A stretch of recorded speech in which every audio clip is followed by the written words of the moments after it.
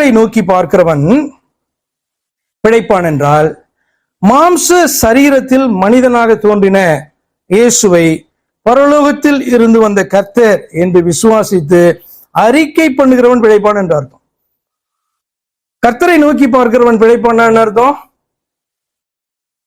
மாம்சத்தில் வந்த அல்லது மாம்சத்துல மனிதனாக தோன்றின இயேசு கிறிஸ்துவை பரலோகத்திலிருந்து வந்த கர்த்தர் என்று விசுவாசித்து அறிக்கை பண்ணுகிற மனுஷன் என்று பிழைப்பான் என்று அர்த்தம்.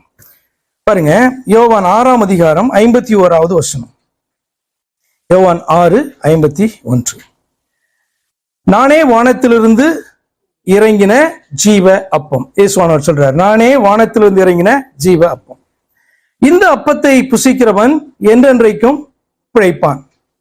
நான் கொடுக்கும் அப்பம் உலகத்தின் ஜீவனுக்காக நான் கொடுக்கும் என் மாம்சமே என்றார். என்ன இந்த வார்த்தையினுடைய அர்த்தம்?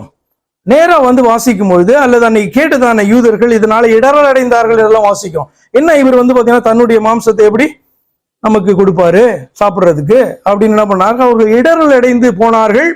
அவரோடு கூட காணப்பட்டதான விசுவாசித்ததான சீஷர்களிலே கூட அநேகர் என்ன பண்ணாங்க? அவரை விட்டு இந்த வார்த்தை நிமித்தம் அவர் கடந்து போனார்கள் என்று நம்ம வாசிக்கிறோம். அப்ப அப்படியானால் வானத்திலிருந்து இறங்கின ஜீவாப்பம், இந்த அப்பத்தை புசிக்கிறவன் என்றென்றைக்கும் பிழைப்பான். என்ன அர்த்தம்? என்னை விசுவாசிக்கிறவன் அர்த்தம். நான் வானத்திலிருந்து இறங்கினவர், பரலோகத்திலிருந்து வந்தவர். நம்ப முடியுமா? நமக்கு நம்ம ஊர்ல தானே பிறந்தாரு இல்லையா? நம்ம ஊருக்கு அவங்க இவ்வளவுதானே டிஸ்டன்ஸ் இல்லையா? யோசிச்சிருப்பாங்களா இல்லையா? இன்னும் நாசரேத்துல வளர்ந்தவங்க இன்னும் கஷ்டமா இருக்கும்ல. அவர் பார்க்கும் போதே விளையாண்டுருப்பாரு. அங்கெல்லாம் என்னென்ன கேம்ஸ் இருந்ததுலாம் தெரியல. விளையாண்டுருக்க மாட்டாரா? 5 வயசு 6 வயசுலாம் விளையாட மாட்டாரா? அப்படிதான் விளையாண்டு வந்திருப்பாரு இல்லையா? அப்படிதான் வளர்ந்திருப்பாரு சிறுவனாக. அப்ப அவரெல்லாம் பார்த்தவர்கள், பார்த்து வளர்ந்தவர்கள், இன்னும் இணைஜன பந்துக்களாக சொந்தக்காரர்களாய் காணப்பட்டவர்களுக்கெல்லாம் நான் வானத்திலிருந்து இறங்கினதான அப்போ அப்படின்னு சொல்லுகிறதான வார்த்தை எவ்வளவு கடினமான வார்த்தையா இருக்கும். அப்ப அந்த வேத வார்த்தைகளின் படி அவரை அவர்கள் பார்க்கவில்லை என்று சொன்னால் அவர்களுக்கு இது மிகவும் கடினமான வார்த்தை. அப்ப அவர் சொல்லுகிறாரு, இந்த அப்பத்தை புசிக்கிறவன் என்றென்றும் பிழைப்பான் அப்படின்னு சொன்னா, இந்த வார்த்தையை நம்புகிறவன், நான் வானத்திலிருந்து இறங்கினவர் என்று நம்புகிறவர் எந்த மனுஷனும் பிழைப்பான் அப்படின்னு சொல்றார். இதனால்தான் பவுல் எழுதுகிறான், முதலாவது மனுஷன் இந்த பூமியில இருந்து உண்டானவன், இரண்டாம் மனுஷன் வானத்திலிருந்து வந்த கர்த்தர். இஸ்ரவேலர்களுக்கு ஒரே கர்த்தர் தான் உண்டு. அந்த கர்த்தரை குறித்து ஏசாயா எழுதுகிறான், கர்த்தாவே நீர் எங்கள் எப்படி இருக்கிறார்?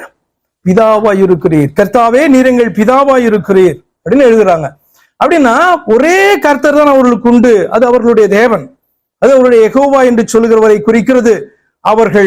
அவர்களை உண்டாக்கினதான தேவன் என்று நம்பினார்கள். அந்த தேவனை தான் அவர்கள் கர்த்தர் என்று சொன்னார்கள். அப்படி அந்த இதுல வந்ததான பவுல் எழுதுகிறார், இரண்டாம் மனுஷன் வானத்திலிருந்து வந்த கர்த்தர். அப்ப பவுல் ரட்சிக்கப்பட்டாரா இல்லையா?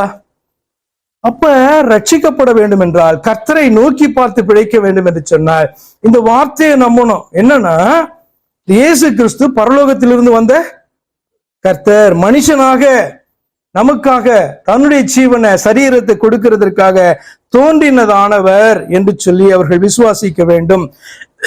தொடர்ந்து அவர் பேசுறாரு, நான் கொடுக்கும் அப்பம் உலகத்தின் ஜீவனுக்காக நான் கொடுக்கும் என் மாம்சமே. அப்ப எப்படி நம்பணும்? இயேசு கிறிஸ்து பரலோகத்திலிருந்து வந்தவர், மாம்சத்திலே காணப்பட்டவர், தன்னுடைய சரீரத்தை நமக்காக அடிக்க ஒப்பு கொடுத்தார். அதனால்தான் யோவான் தன்னுடைய நிருபத்துல எழுதுறார், 1 யோவான்ல, மாம்சத்தில் வந்த இயேசு கிறிஸ்துவை அறிக்கை பண்ணாத எந்த ஆவியும் அது தேவனால் உண்டானதல்ல. வரும் என்று கேள்விப்பட்டதான் அந்தி கிறிஸ்துவனுடைய ஆவிதான் என்ன பண்ணாது?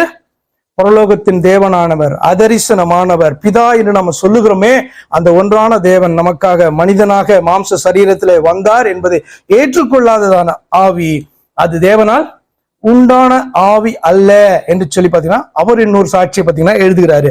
அதான் ஆண்டவராகிய இயேசு கிறிஸ்து சொல்றார், நான் கொடுக்கும் அப்பம் உலகத்தின் ஜீவனுக்காக நான் கொடுக்கும் என் மாம்சமே.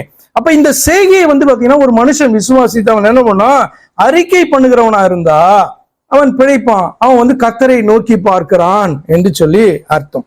யோவான் 11:25 இயேசு அவளை நோக்கி, நானே உயிர்த்தெழுதலும் ஜீவனுமாய் இருக்கிறேன், என்னை விசுவாசிக்கிறவன் மரித்தாலும் பிழைப்பான். மரணம் உண்டாகலாம், இந்த சரீர மரணம் உண்டாகலாம், ஆனால் ஆண்டவர் சொல்றாரு, உன் ஆத்துமா காக்கப்படும், நீ உயிரோடு எழுந்திருப்ப, ஏன்னா நானே உயிர்த்தெழுதலும் ஜீவனுமாய் காணப்படுகிறேன், என்னை விசுவாசிக்கிறவன் மரித்தாலும் பிழைப்பான் என்றார்.